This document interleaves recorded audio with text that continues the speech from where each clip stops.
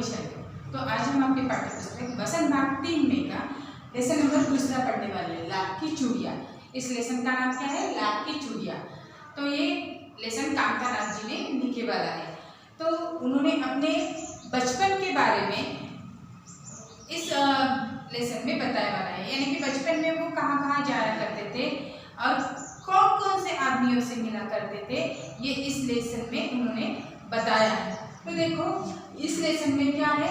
लाख की चूड़ियाँ। चूड़ियाँ मालूम है ना, चूड़ियाँ जो औरतें पहनती है उससे चूड़ियाँ कहा जाता है। लेकिन लाख एक पदार्थ है, जैसे कि रेशम हमें एक कीड़े से मिलता है, वैसे ही लाख भी हमें एक कीड़े से मिलता है।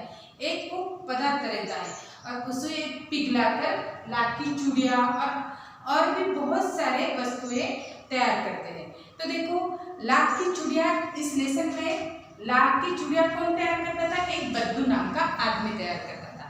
तो वो कौन था? ये लेखक के मामा के गांव का एक आदमी था।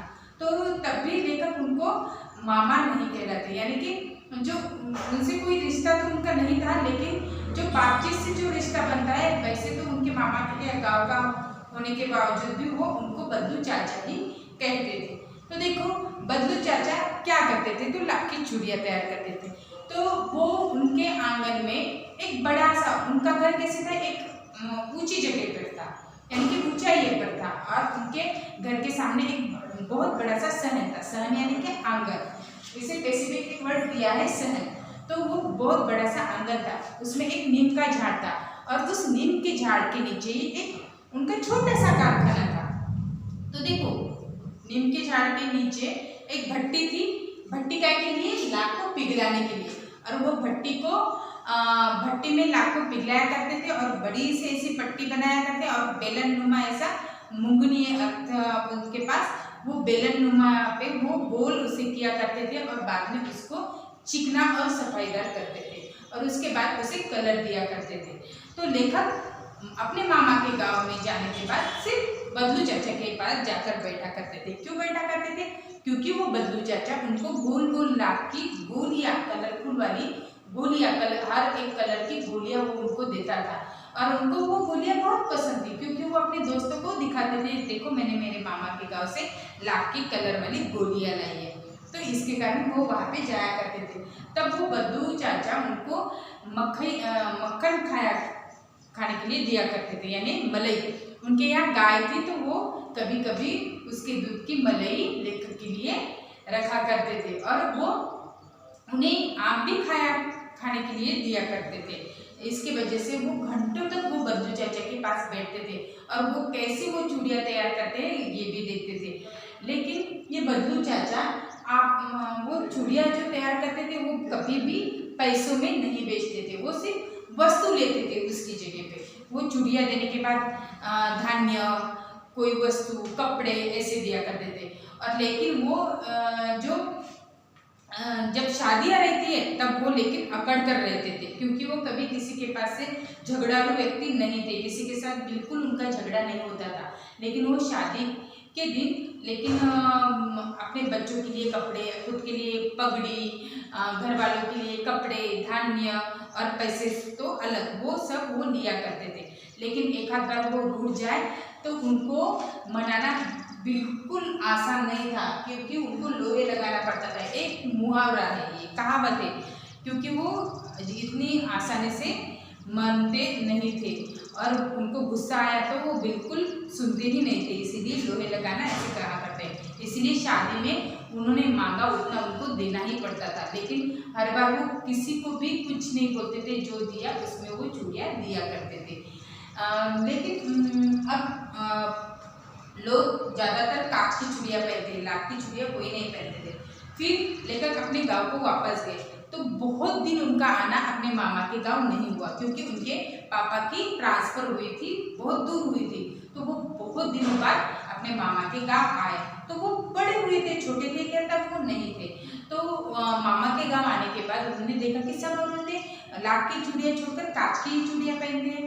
और कांच की चूड़ियाँ जब छोटे थे लेकर तब उन्होंने बद्दू चाचा को बोला था कि हमारे यहाँ तो कांच की ही चूड़ियाँ पहनते हैं। तो बद्दू चाचा बोले थे आपकी शहर की बात अलग है बेटा, और हमारी गांव की बात अलग है। वहाँ पे औरतें अपने मर्द का हाथ यानी कि पति का हाथ थाम कर चलती है, लेकिन यहाँ पे नहीं होता। और उनकी कलाइयाँ नाजुक भी होती है, क्योंकि नाजुक होने से लाख का भार वो सहन नहीं कर सकते, इसलिए वो कांच की चूड़ियाँ पहनते हैं। फिर वो बड़े होने के बाद एक दिन जब मामा के गांव में आए थे, उनकी मामा की लड़की खेल रही थी, भागते भागते वो गिर गई और गिरने के बाद उसके हाथ में की जो कांच की चूड़ी है वो उसके हाथ में चुभ गई और खून निकलने लगा। तो उनके मामा जी घर पे नहीं होने की वजह से उन्होंने ही उसकी मरहम पट्टी की। तो उनको याद आया कि बदलू चाचा अब लाख की चूड़ियाँ क्यों नहीं कर रहे, क्योंकि सभी औरतें वहाँ के बदलू चाचा की ये वाली चूड़ियाँ ही पहनती थी। तो वो बदलू चाचा को मिलने के लिए गए। मिलने के लिए गए तो बदलू चाचा कौन थे? मनियार थे, क्योंकि जो चूड़ियाँ करता है बेचता है उसे मनियार कहा जाता है। और वो उनका पेतृ पेशा था, यानी कि पूर्वजों से जो चला आता है उसे पेतृ पेशा कहा जाता है। तो वो था।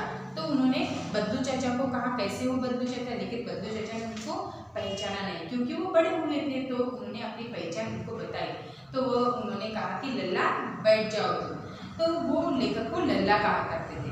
तो फिर उनकी इधर उधर की बातचीत शुरू हो गई।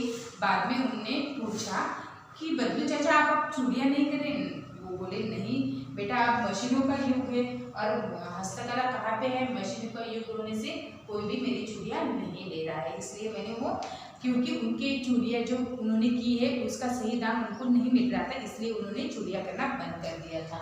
और उनको दमा खांसी भी आ रही थी, तो दमा हो गया था, लेकिन वो भी बात छुपा रहे थे लेखक से, क्योंकि थोड़ी दिन से ही मेरी ये खांसी है, तो अब ये खांसी नहीं, थोड़ी दिन के बाद वो खांसी चली जाएगी, ऐसे वो लेखक को कहते हैं।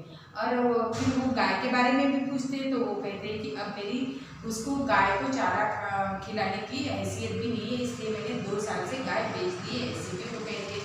क्योंकि बदलू चाचा की जो चूड़ियाँ करना बंद हो गया था, इसलिए उनकी जो परिस्थिति है वो थोड़ी सी नाजुक सी हो गई थी। और उन्होंने आम के बारे में भी पूछा, तो वो बदलू चाचा कहते हैं आम तो हुए हैं बेटा।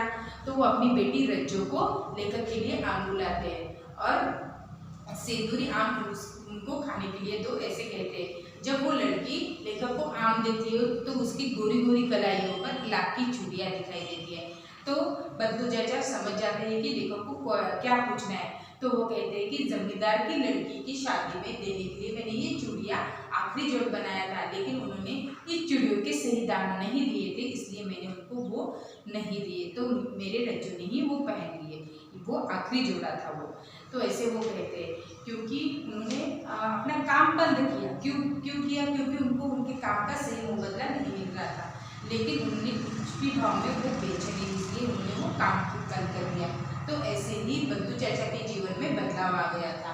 तो देखो वो क्या करते थे, वस्तु विनिमय करते थे, यानी कि पैसे नहीं लेते थे, वो अपनी चूड़ियों के बदले कोई वस्तु लेते थे। मशीन का युग और हस्तकला, यानी कि मशीन का युग आने की वजह से कांच की चूड़ियाँ की वेराइटी मिलने लगी थी और लाख की चूड़ियों में ज़्यादा वेराइटी नहीं रहती है, इसलिए वो सब वहाँ के लोग औरतें मशीन की तैयार की वाली कांच की ही चूड़ियाँ पहन रही थी, लाख की चूड़ियाँ नहीं पहन रही थी। और बदलू के मन की व्यथा, यानी कि उनको जो यानी कि उनके काम का अच्छा मुबदला नहीं मिल रहा था, इसीलिए उन्होंने वो काम बंद कर दिया था और उनकी परिस्थिति थोड़ी सी विकट हो गई थी।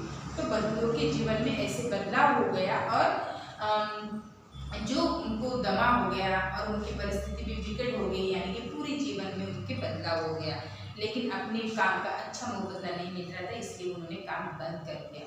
तो मैं आशा करती हूँ ये लाख की चूड़ियाँ आपको समझ में आई होगी। तब तक के लिए धन्यवाद।